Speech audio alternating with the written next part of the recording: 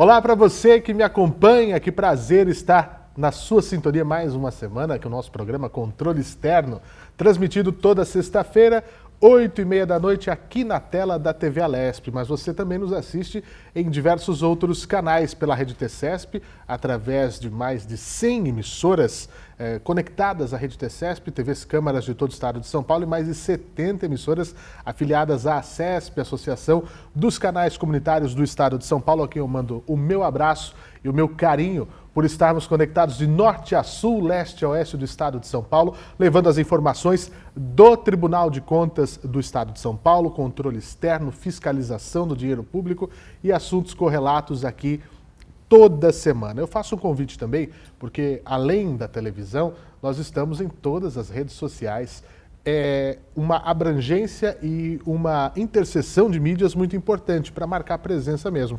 Você também pode nos assistir no YouTube do Tribunal de Contas do Estado de São Paulo, inclusive sugiro que você visite, inscreva-se, né, e curta os nossos conteúdos, porque além do nosso programa, tem muitas outras coisas legais por lá também. E sim, quer só ouvir? Podcast TCESP, estamos lá também com o nosso programa e outros conteúdos. Muito obrigado pelo carinho da audiência de toda semana. O nosso programa ele é gravado aqui no Auditório Nobre Professor José Luiz de Anhaia Melo, no coração da capital paulista, na região da Sé, onde fica a sede do Tribunal de Contas Paulista.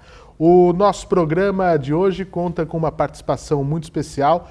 Tenho aqui a honra de estar ao lado de um amigo, diretor de coordenação estratégica do Tribunal de Contas do Estado de São Paulo, Marcos Augusto Gomes Cerávolo. Tudo bem, meu caro? Tudo bom, meu caro. Um prazer estar aqui com você, com todos vocês, com toda a equipe que está aqui. Vamos trocar umas boas ideias aqui. Que bacana. Vamos falar de assuntos importantes que para o tribunal são importantíssimos, mas eu tenho certeza que você aí que está me assistindo agora, trabalha no setor privado, você... Aguarde, vai ser interessante. Mas deixa eu apresentar antes o meu convidado. O Cerávolo ele é bacharel em administração de empresas, pós-graduado em tecnologia de gestão pública e responsabilidade fiscal. E ainda possui certificação em cursos de gestão de projetos, abordagem ágil, linguagem simples e design thinking. Atuou como servidor concursado do Banco Banespa. Um dos cartões postais da nossa cidade, bem pertinho da gente aqui, é o edifício do Banespa. E também é músico e compositor. Isso é bastante interessante, né? E importante também ter esse outro lado, né, Cerávolo? Nós Sim. Não somos pessoas únicas, assim, né? Sim, acho que a gente é composto desse aglomerado de experiências e eu acho que isso tudo parece que não, mas agrega, né, na nossa vida, inclusive na carreira aqui dentro do tribunal. Conforme você for lendo aí, essa experiência de músico ajudou bastante em outras coisas. Aí, se nossa produção soubesse, eu tinha providenciado algum instrumento aqui. Não, aí eu na verdade esqueci de colocar ex-músico. Não existe ex-músico, já vamos discordar aqui, né? A arte nunca nos deixa, acho que isso é muito importante. Não, muito isso bom. É verdade. Interessante conhecer esse outro lado também. O Marcos Cerávolo está aqui no Tribunal de Contas do Estado de São Paulo há 16 anos, tendo ingressado na área da fiscalização, também passou pela assessoria da Secretaria de Diretoria Geral, foi pregoeiro, palestrante na Escola Paulista de Contas Públicas, atuou também como coordenador da Comissão Jurisprudência do Tribunal e faz parte da assessoria do gabinete do conselheiro Sidney Beraldo. E está na Diretoria de Coordenação Estratégica desde abril do ano passado e é o seu atual diretor. Cerávolo, que caminhada, não? Até chegar aqui. Eu sempre trago essas questões mais pessoais aqui para o nosso programa, para que o público entenda quem é a gente que faz esse tribunal. Uma caminhada interessante. Começou realmente na base do tribunal. Sim, e eu comento com amigos e colegas como é importante como são importantes essas vivências, né? De todas essas áreas que eu tive a felicidade. E até algumas delas eu procurei fazer até para conhecer, como ser pregoeiro, por exemplo. Você sai da área fim do tribunal para a área meio. Isso. Né? E você fica do outro lado do balcão para falar como é que eu faço uma licitação. Né? Então, assim, essas experiências vão agregando. Você agrega conhecimento, você agrega novos relacionamentos, novas pessoas, novos amigos, né? Como nós estamos fazendo aqui. Sem dúvida. Então, isso é muito importante. Acho que para a área que hoje estou atuando e junto com uma equipe, e já deixo aqui o meu agradecimento e meu abraço carinhosíssimo para o Carlos Silone, que foi o primeiro diretor a quem eu estou sucedendo. Querido ele deu o start para tudo isso aí, né? Então ele deixou um legado muito importante, né? Então eu já deixo o meu carinho e da equipe também. Então isso é importante demais, né? Essa vivência você consegue transitar em várias áreas, conversar com várias pessoas. E nesse trabalho que a gente tem hoje na coordenação estratégica, essa interlocução, na verdade, é uma das principais atribuições dessa diretoria. É não apenas o mapeamento e o acompanhamento de projetos estratégicos e do plano, mas talvez principalmente a interlocução entre pessoas e áreas. Porque a partir do momento que a gente engaja as pessoas e traz essas pessoas para juntas pensarem e fazerem um tribunal que a gente quer chegar lá, né, conforme a gente já fez um diagnóstico, né, já vou adiantar um pouco. Sim. O diagnóstico do plano estratégico, pela primeira vez, esse é o terceiro ciclo, foi feito ouvindo todos os servidores e ouvindo os jurisdicionados. Então, em cima deste feedback, foram construídos os 11 objetivos estratégicos que a gente tem no plano hoje. De dentro para fora e de fora para dentro. Exatamente. Então, se encontra. Acho que isso é importante. E agora, você que está me assistindo, entendeu? Porque eu falei que não importa onde você atua e onde você trabalhe, esse programa vai ser importante, porque aqui nós vamos ter umas dicas legais para você levar para sua empresa, para você levar para a sua vida, porque nós vamos falar de planejamento, nós vamos falar de ideias, nós vamos falar de organização, nós vamos falar de pessoal, uma série de coisas aqui, né? Então, fica atento que é bastante importante. E esse trânsito, o Cirávolo, eu acho fundamental, né? Você ter um conhecimento, óbvio, né? Que não sabemos tudo, mas é interessante saber quem sabe, quem está nos lugares, conhecer as pessoas, para que tenha esse conhecimento, uma visão global das coisas, né? Hoje nós vivemos numa sociedade nesse sentido, né? As montadoras de veículos hoje têm conceitos globais, o carro que tem aqui tem lá, então é uma coisa que transita melhor. E aí é um momento que a gente une conceitos do que as pessoas falam assim, às vezes o setor público ele é muito distante por isso. Um trabalho como o da sua diretoria mostra que não, né? Que realmente o setor público não é parado, não é engessado e que quer olhar para o futuro. É isso. Na verdade, a gente não apenas está olhando para o futuro, mas agindo. Né? Agindo, né? Então, assim, o importante assim, o que acontece com ciclos de planejamento, aí é uma visão que a gente tem. Se você não tem e eu acho que é uma área, né? Uma pessoa, né? A gente é feito de pessoas, né? Cuidando para que isso realmente seja implementado, para que esses projetos caminhem, o que eles precisam para que dê certo.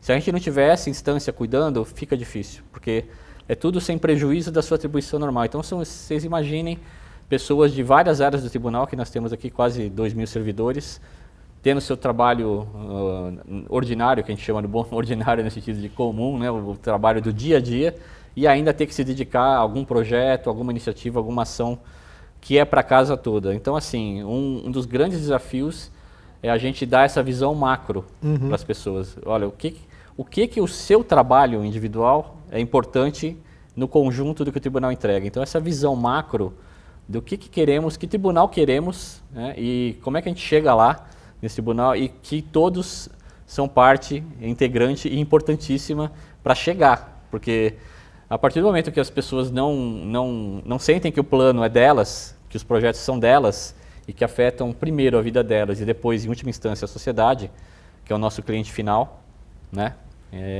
Sem isso, a coisa fica difícil. Mas, felizmente, não é o que está acontecendo.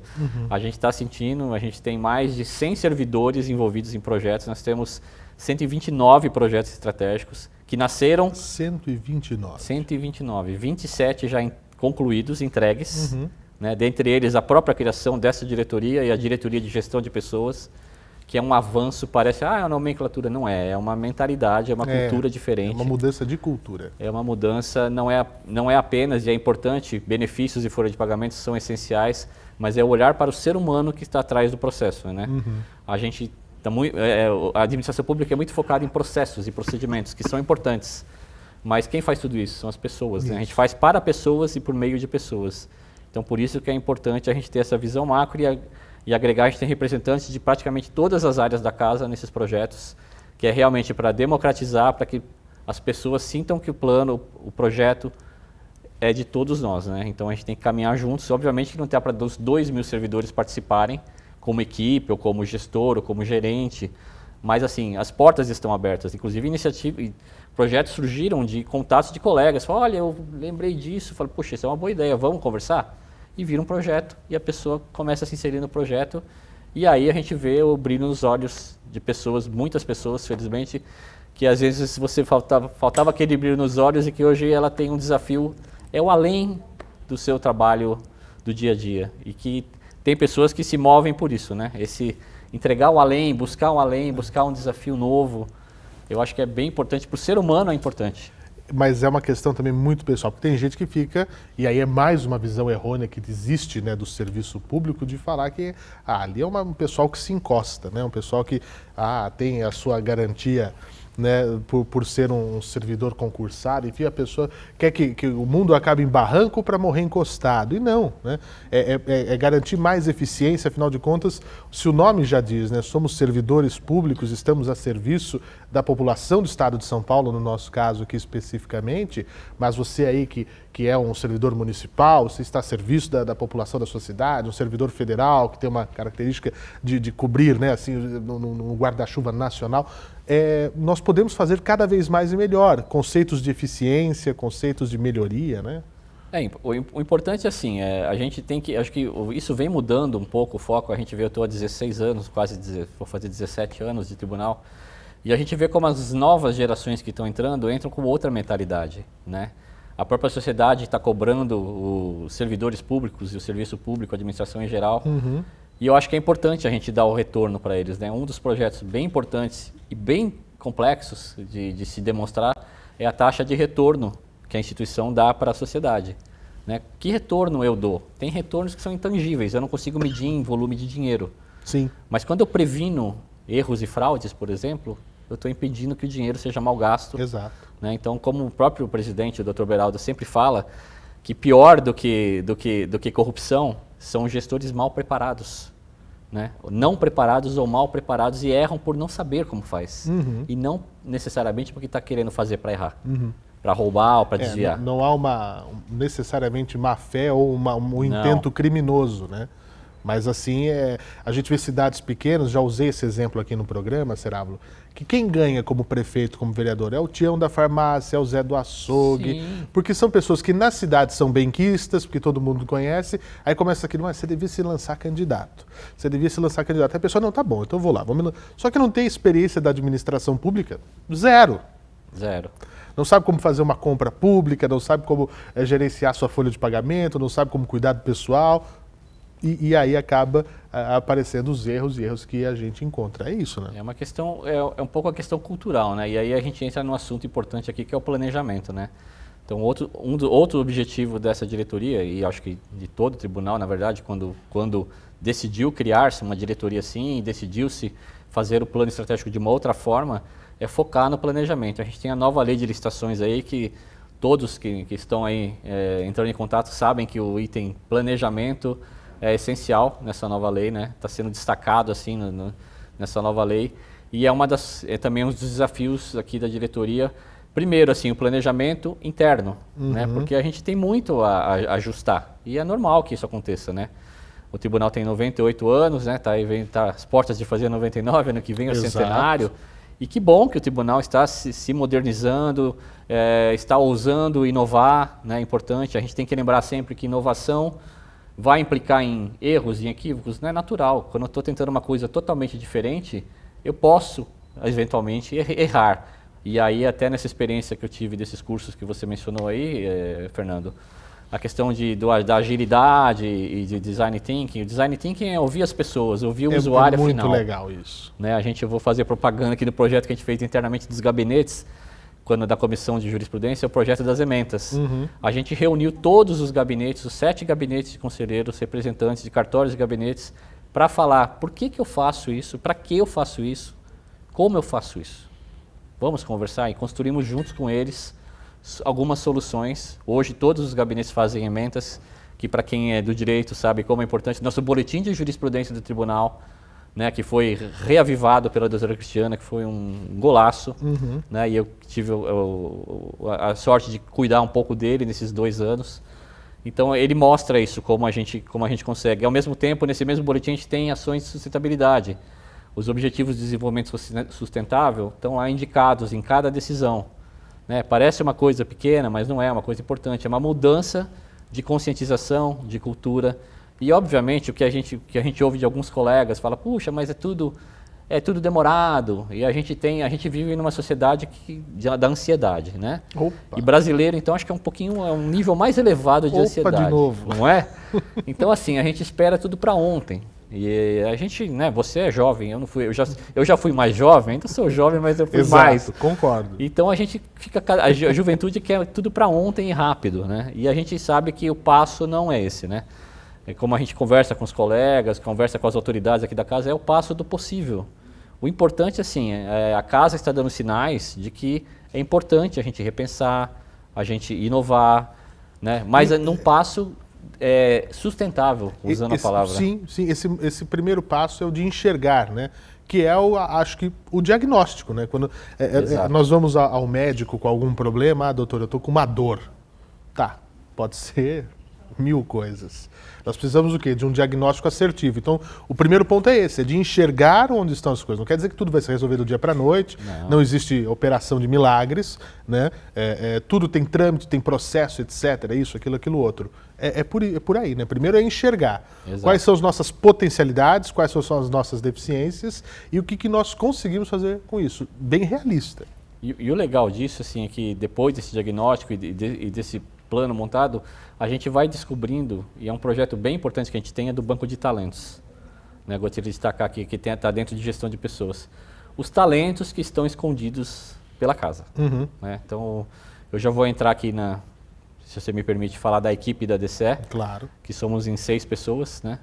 Então, na seção 1, que cuida de projetos, planejamento e projetos estratégicos, a gente tem a Daniele Paiva, né? Que é engenheira química, formada em gestão de projetos. Nós temos a Tassiana Perissaro, né, que é pedagoga e fez comunicação social. Olha só. Aí na seção ADCE 2, que é informações gerenciais, nós temos o Ricardo Shima, que é formado em data mining e economista.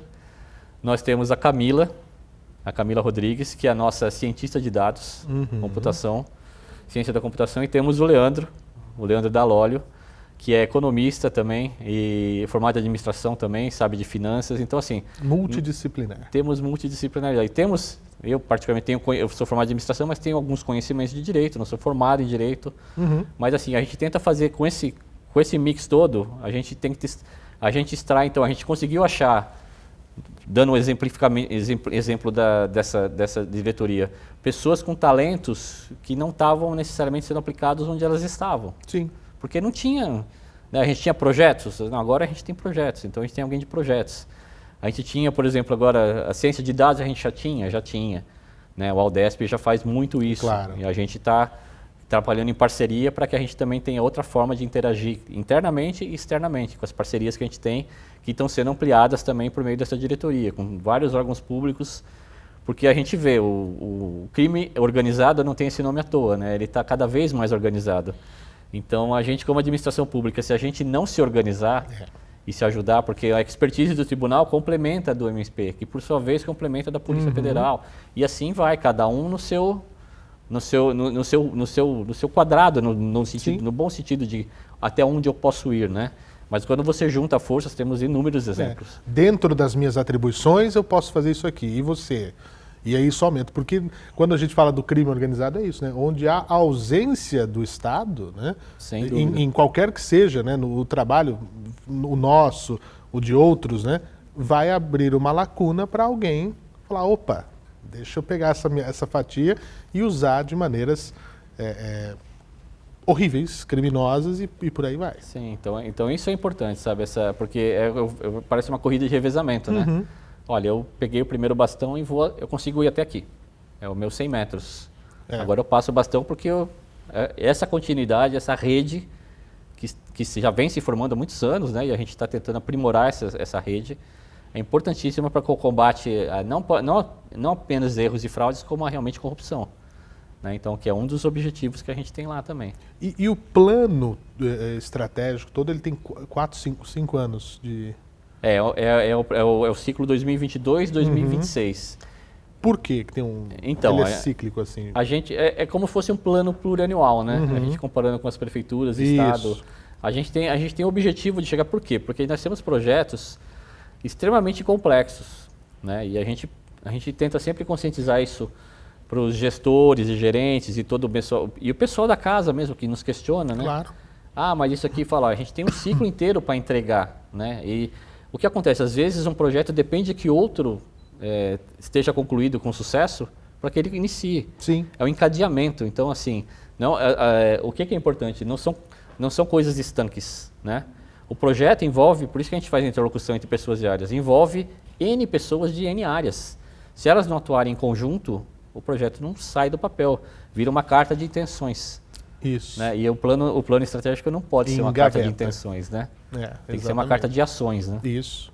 É apresentar o que foi feito e o que pode ser feito. E aí, esse ciclo, quando se encerra, você faz um novo olhar, um novo diagnóstico. Exatamente. Êxitos não tão... outras ações não tão exitosas, né? Eu não vou falar de acertos e erros, que eu acho que não é essa a palavra, Não, né? Porque tudo que é feito no intento de acertar, né? A gente não sai de casa para falar assim, não, hoje eu vou tentar dar o meu pior. Não. Né? Então, é uma dedicação muito grande para a gente limitar nessa situação, né? Nessas palavras assim, erros e acertos. O plano, só para complementar, Fernando, se você me permite, o plano foi aprovado em fevereiro de 2022, então ele completou um ano. A gente já fez uma revisão interna do plano. Então, é o ciclo PDCA, a gente já faz a ação, monitora, acompanha e vê o que a gente pode aprimorar. E a gente está trabalhando muito com protótipos e pilotos, né? Então, eu tenho uma área muito... É um redesenho de processos administrativos e finalísticos. É extremamente complexo. O que está sendo feito? A gente primeiro criou-se uma modelagem, como é que eu faço esse tipo de mapeamento e como é que eu faço essa construção. Aí eu vou pegar um tema e falar, deixa eu aplicar nele, vamos ver o que dá, qual o resultado deu. Opa, a gente aprendeu isso com isso aqui, ó. No próximo a gente já implementa um aprimoramento. Então é um ciclo constante, né? Não é esperar os 5 anos para revisar, isso, é durante o caminho. E de um eu posso, olha, isso aqui acho que serve também aqui. Né? Exato. Então se move em todas as direções. Né? Perfeito. E são 11 objetivos estratégicos, 30 resultados-chave e 41 iniciativas estratégicas organizadas sob 3 perspectivas. Né? Então é isso que eu falo de você ter essa mobilidade. Os 11 objetivos eu acabei tendo o contato, né, com eles aqui internamente dentro do trabalho de comunicação que nós fazemos, e são realmente, esses 11 objetivos foram traçados depois desse diagnóstico, então? Exatamente, com base no diagnóstico foram traçados os objetivos. E daí... Pelas áreas, né, com os temas, áreas temáticas aí, sustentabilidade, transparência, controle interno, efetividade da nossa fiscalização, a parte de TI, gestão de pessoas, capacitação interna e externa dos jurisdicionados. Comunicação essencial. Na verdade, comunicação é um tema essencial cada vez mais, né? Bom, eu sou partidário de que comunicação é ferramenta de transparência. Então, eu vou ser sempre, eu não posso advogar em causa própria, mas eu acho importantíssimo isso, né? E esse olhar eu acho bastante interessante. E daí foram escolhidos os líderes dessas áreas para organizar todo esse desenvolvimento desses objetivos. Isso. E daí começar a implantação, que é o que nós estamos vivendo. Como é que você analisa, você me disse, né, lá em fevereiro de 2022, começamos. Tudo. Como é que analisa esse ano? Como é que você... Um desafio enorme foi assim, a gente implantar, né, primeiro o plano ser aprovado, a diretoria foi criada em abril, então ela não tem 30 de abril. Exato. Então ela não tem nenhum ano ainda. Verdade. Né? Então, a primeira coisa, assim, montar as equipes e como gerenciar essas equipes, né? Porque a gente tem, no objetivo, tem um gestor do objetivo, né? A gente tem 11 objetivos e 12 gestores. Um deles tem 2, que são a supervisão da fiscalização. Os 2, o Paulo Massaro e o Alexandre Carsola, são os 2 DSFs aqui na casa. Sim. Então, assim, qual é o papel claro dos gestores? Embaixo deles tem os gerentes de iniciativas. E ainda mais perto do que acontece são os coordenadores e as equipes de projeto. É realmente quem põe a mão na massa no dia a dia. Que reportam a gerentes, que também... A ideia toda, a gente vai ter um projeto agora esse ano para a gente justamente capacitar essas pessoas, porque a gente não tem cultura de projeto. Né? Então a gente precisa, a gente sabe... Então, a coisa vai no afogadilho, né? Vamos fazendo. Mas a gente está tentando contribuir também nesse sentido. Que legal. De dar ferramentas e dar possibilidade, conversando, como que a gente pode caminhar melhor o projeto, entendeu? Dentro do possível a gente entra um pouco mais em projeto A, o projeto B, para tentar ajudar mesmo. A ideia é apoiar, não é ficar monitorando de longe e controlando, sendo aquele órgão de comando e controle, longe disso, nós temos comando, né? Sim. E nem controle. É um órgão de apoio mesmo, né? Que está monitorando, mas apoiando. Para que fala quais são as dificuldades. Aí entra o design thinking, né? A experiência do usuário. Qual a dificuldade aqui para acontecer? Eu preciso falar com tal, ou essa aqui não deu isso, aqui eu preciso desse recurso, desse investimento, ou de falar com tal pessoa, ou às vezes até externo. Fala, então o que a gente pode ajudar a desenrolar, né? É botar a possibilidade de solução na frente de só pensar no problema em si. Exatamente. Acho que esse é um... A gente tem um foco de onde a gente quer chegar, mas obviamente é um plano desenhado como diagnóstico e a gente pode, ao longo do caminho, faz parte, repensar, né? Claro. E às vezes eu repenso e eu posso redesenhar, falar, não é bem isso. A gente já está fazendo isso com alguns projetos. Fala, o nome não é exatamente, reflete o que eu estou fazendo. Mas eu tenho que colocar a nomenclatura e as entregas que eu tenho, porque eu tenho porque a equipe está trabalhando, né? E a gente tem que dar valorizar as pessoas que estão trabalhando. Elas estão fazendo além, estão indo além do que é o métier normal delas. Então, assim, essas pessoas têm que ser reconhecidas, né? Eu acho importante demais. A gente está pensando em ferramentas de como reconhecê-las, inclusive. Que legal. Como premiá-las de alguma forma por essa participação, porque sem elas, não adianta só ter uma diretoria né, ajudando ninguém, né? Assim, ninguém lá fazendo. Isso. A gente não tem capilaridade para fazer projetos, sim para acompanhar projetos, né? Então, assim, é muito importante essa estrutura trabalhar a favor das pessoas. E essas pessoas trabalham a favor do tribunal, que por sua vez trabalha a favor da sociedade lá na ponta. Exato. É um encadeamento de... E aí a gente novamente vem para uma convergência com o setor privado, vem para uma convergência na vida pessoal das pessoas, né? Nós podemos ter equipamentos, nós podemos ter tecnologia de ponta, nós podemos ter o conhecimento, apesar que o conhecimento é uma coisa muito pessoal, que era nisso que eu queria dizer. Sempre tem alguém nos processos. Né? Sempre tem uma pessoa, uma equipe que está para realizar essas grandes coisas que nós queremos realizar. Então, esse foco na pessoa é o importante sempre, né? O foco no quem. Né? Antes da gente saber o que, antes da gente saber quanto, a gente tem que pensar em quem, né, está desenvolvendo, se essa pessoa está dando o seu melhor, está satisfeita, se ela podia ser melhor aproveitada, se ela tem desejos de poder fazer algo de diferente, enfim, acho que isso é o fundamental e vocês vêm pensando muito nisso, né, no quem. Que às vezes a gente fala, né, o Tribunal de Contas do Estado de São Paulo é uma coisa fria, né, é um prédio. O pessoal passa aqui na Rangel Pestana, esquina com a Dr. Bittencourt Rodrigues e vê, né, um prédio de um lado, outro prédio do outro do outro lado da rua, fala, isso é o tribunal? Não, o tribunal é quem está dentro. E aí a gente inclui todos, né? A gente teve recentemente um evento aqui, né? O Dia das Mulheres, o último Dia das Mulheres, que a gente teve aqui a presença de terceirizadas, né? Estagiários terceirizados aqui, vieram aqui, tiraram foto com as palestrantes, com os conselheiros. É uma coisa inclusiva, eu acho sensacional, sabe? Elas fazem parte, se não fossem essas pessoas, já aproveito para agradecer a técnica e todo mundo da equipe de comunicação aqui, que eu sempre faço questão de agradecer, sem porque dúvida. Como eu disse pro colega aqui, o trabalho que parece invisível, né? Só aparece quando dá ruim, quando a gente fala. Isso, exatamente. Quando está tudo perfeito, ninguém percebe. Está então, tudo assim, perfeito, eu acertei. Se deu um problema, foi a técnica. Então, acho que essa visão passa por aí, sabe? Cada um tem a sua importância nesse conjunto todo que é o Tribunal de Contas. Eu acho que é bem amplo. Isso é fundamental, isso é fundamental. Nosso tempo é curto, infelizmente já acabou, mas eu reforço aqui, Serávulo, a todos que se sentam nessa cadeira ao meu lado, para que voltem sempre, tragam as novidades daquilo que estão apresentando dentro do nosso controle externo. E mais uma vez a minha satisfação, a minha alegria de ter o amigo aqui comigo. Sim. E também, claro, o profissional que está cuidando aí com uma equipe maravilhosa dessa área tão importante, né, quando a gente fala de questões estratégicas, porque o nome faz jus realmente ao peso, né? Nós temos que pensar em estratégia.